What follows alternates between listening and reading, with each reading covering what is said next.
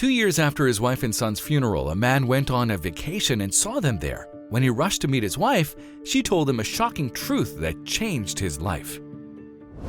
For Amy, there was nothing more important than her son Max and her beloved boyfriend Chester. She began dating him 3 years ago, and they had been living together for 2 years. Despite having a child and living in the same house, Chester didn't want to tie the knot with Amy. Moreover, he often came home late and told Amy he had been working very hard to provide her and Max with the best of everything. Since Chester was staying late at work to improve the family's financial situation, Amy believed what he said and never suspected he was lying. Little did she know that she would learn a shocking truth a few years later.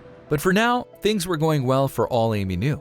She felt blessed to have a beautiful son and a sweet partner. And one summer, when she finally stood before Chester and said "I do" in a quiet ceremony, she felt like the luckiest woman on the planet.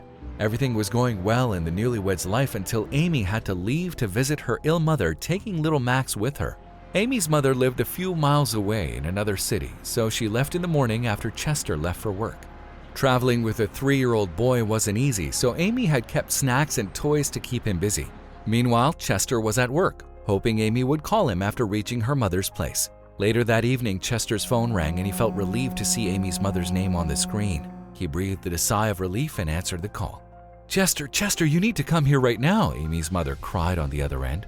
Chester's heart skipped a beat after hearing those words. He couldn't understand why Amy's mother sounded so distraught. "What happened?" he asked. "Is everything okay?" "Amy and Max, they died," Amy's mother stammered. "Their car crashed before they could reach my house." "What?" Chester gasped. "Amy and Max? No. He ended the call and rushed to the airport to buy a ticket. Unfortunately, all flights heading to Amy's mother's city were fully booked. He bought a ticket for the next day, hoping he could see his wife and son one last time.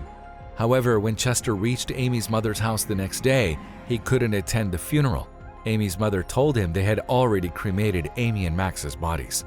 Chester's world had turned upside down after losing his life partner and son, but there was someone who showered him with unlimited love and affection. Cynthia, his mistress, gave him a shoulder to cry on and took care of him during the worst days of his life. Cynthia had been Chester's mistress for months, but he hid his relationship from Amy. He always told her he would return home from work because he wanted to spend time with Cynthia.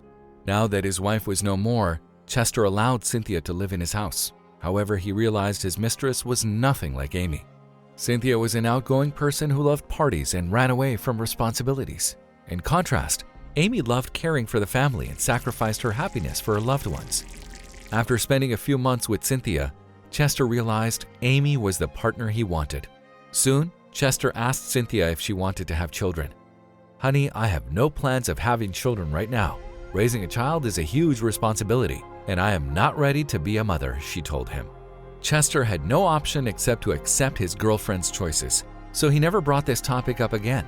He lived a happy life with her until an unexpected event triggered painful memories of the past.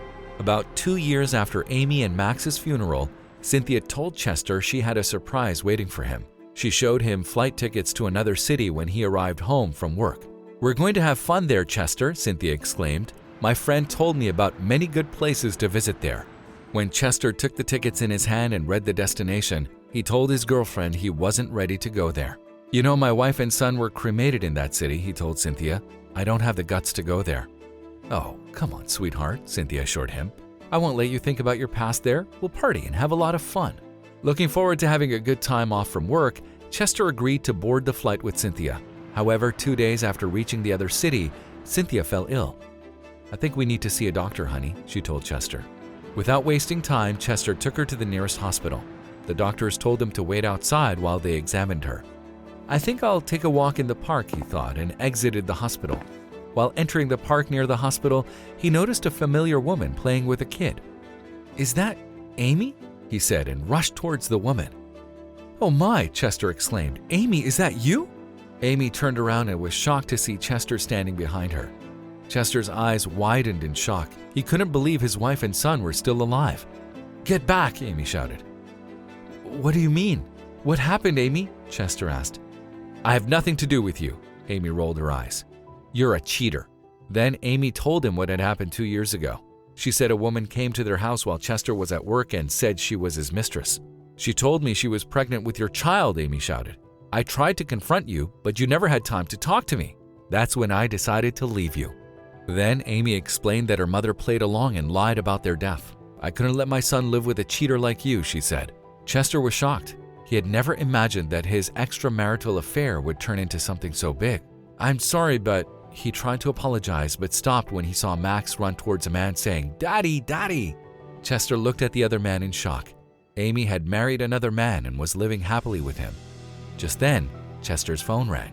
"Hi, Cynthia," Chester said. "Honey, where are you?" she asked. "The doctor said I'm pregnant." "You're pregnant?" "Yes, but I don't want this child," she cried. "I don't want to be a mother." 2 years ago, Cynthia lied about her pregnancy to destroy Chester's family. And now, she was pregnant when she didn't want a child. While Chester was shocked at what Cynthia did, he also thought fate had punished him for betraying Amy. He left her at the hospital and went back to his hometown to live alone. If you liked the video, please give it a thumbs up and consider sharing it with someone who may find it interesting. Thanks for watching, and I'll see you in the next video.